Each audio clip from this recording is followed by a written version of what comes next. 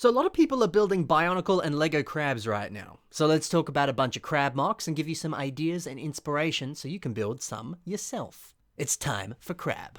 Our first creation today is built by Kraken Bons, and their creation is called Harikoa Crab. Man, what a great idea to use two of these bittle masks here for crab claws. Of course, these masks came on this set. Now, there's an interesting thought. Could you use Bionicle masks to form crab claws? Or heck, could you use some more classic masks and place them on the head of the crab? These two masks that we see here are a yellow komau and a yellow rao.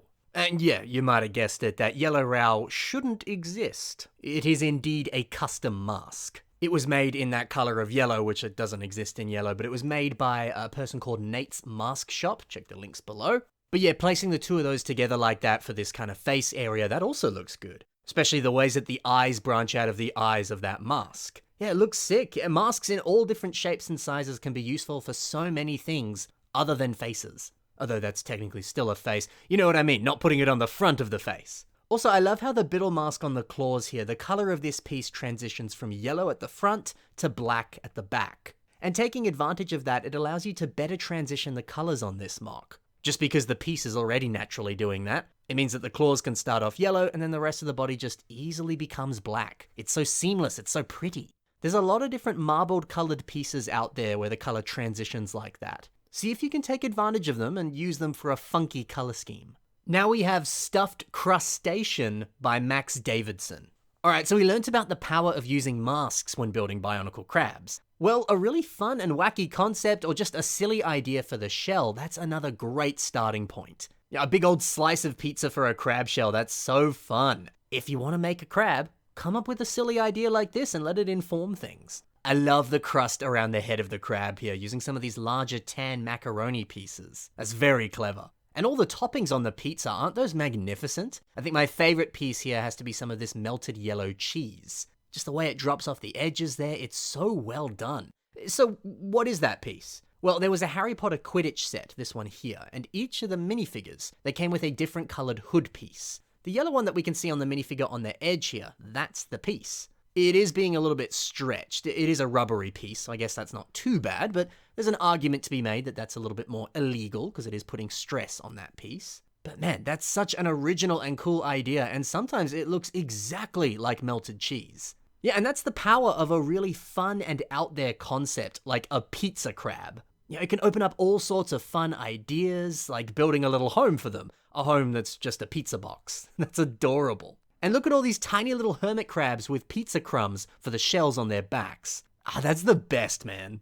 But if using masks or a more silly concept for a crab, if that's not working for you, perhaps a more traditional crab is what you need to build. And Wes Talbot has done probably the best crab I've seen in a long time. He's clearly studied images of actual crabs and built this based off of that. I mean, look at this awesome mouth design. Two of those little wedge curved slope pieces. It looks just like a real crab face. Oh yeah, and then this eye design using some of these little minifigure berets. What a great part use. Also the color scheme, all kinds of different shades of purple. We got lavender, we got magenta, there's some red, dark purple. It's all lovely. And when you look at real crustaceans, sometimes their shells or their exoskeleton, it really does have that kind of variance in color to it. This is just wonderfully accurate. Oh, and then this little rock with seaweed on it, that little hint of lime there, it really brings out the colors of this mock even more. It would look great on its own, but giving it a little base like this makes it even better. Yeah, but maybe all these crabs feel a little too boring to you. You want to do something that's really out there, something different. Then do like Elira has done here and build a humanoid crab called Rufu. The shaping here is very, very impressive. It's lovely to see a bunch of these Karapar armor pieces on this mock. I mean, Karapar himself, this set here that came with all those pieces, he was based off of an actual crab. So it only seems fitting that you'd use these pieces if you're making a crab creation. They were designed to look like crab pieces. Now the black Baraki eyes for the crab eyes up top, that's a brilliant touch. It looks just like the real thing. And then having a more asymmetrical arm design here. One's got a massive claw, the other one's a little tiny hand. It's awesome, and it's so accurate too. Well, as accurate as you can get on a humanoid crab, but you know, there are many crabs out there that do have a big claw and a small claw. So including that on a mock like this, it's smart. And then look at these little silly grey arms on the torso too. This is so clever. I love this mock. Dwayne Stevenson is the next builder that we have today, and this mock is titled Flying Jungle Crab. Oh, I love the art style on this. It's using a ton of older pieces. We've got green mutter feet, we have Rakshi feet, older hand sockets, lime nuva leg and arm pieces, Liwa mutter's mask, Liwa's axe. There's so much old stuff here. Most of it is kind of like pre-2004. Oh my god, that was 20 years ago. Yeah, look, it's getting rarer and rarer to see people playing with this many older parts. And there is a really unique style when you build with a lot of old pieces. Yes, I'm aware there's some modern pieces in here too, but like 80% of this is old stuff. So maybe that's a challenge that you could give yourself next time you build a crab. Try to only use older pieces. You might just end up with something awesome. It could be a fun limitation that produces some really interesting results. The All-Seeing Eye builds a mini Manus crab, and this is so cute. Yeah, of course, it's a mini version of the Manus crab set from 2001. A set that's a little pricey these days. So instead of spending lots of money and doing that, maybe you could do a budget version and just make a tiny one. And hey, finding all the right pieces to recreate a set in a smaller scale, it's its own unique challenge. You really do have to think differently and use pieces in different ways than you would on a normal like minifigure scale build or a Toa-sized mock. So play around with microscale. Take an existing set, make it smaller. It's gonna be fun, it's gonna be super cute.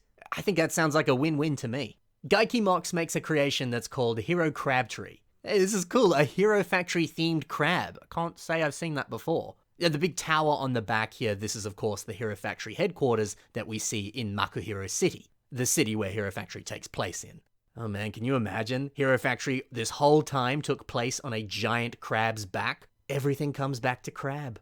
Anyway, yeah, these rather slim limbs and these thinner claws, I think they look awesome. It's a very distinct looking crab and a wonderfully original and fun shell design on top of it. A beautiful combination. And finally, Will Hafner has built Crystal Crab. Now what makes this so cool are all the different unique pieces, like this chrome drill piece for example. Actually, we have a few other chrome silver pieces up on the turret here on the shell of the crab. They all look so lovely here. But yeah, this drill piece, it came in an old Rock Raiders Lego set like this one. Mixing it in with yellow and black and trans orange, that's such a good color scheme. Also these legs and the arms as well, they're using limbs from Galador sets.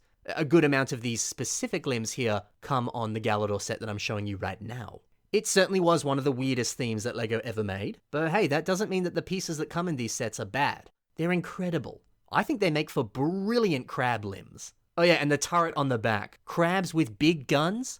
Perfection. And that's it for some different crab mocks today. Hopefully they gave you some inspiration. If you do post them online, don't forget to tag them with the hashtag #TimeForCrab.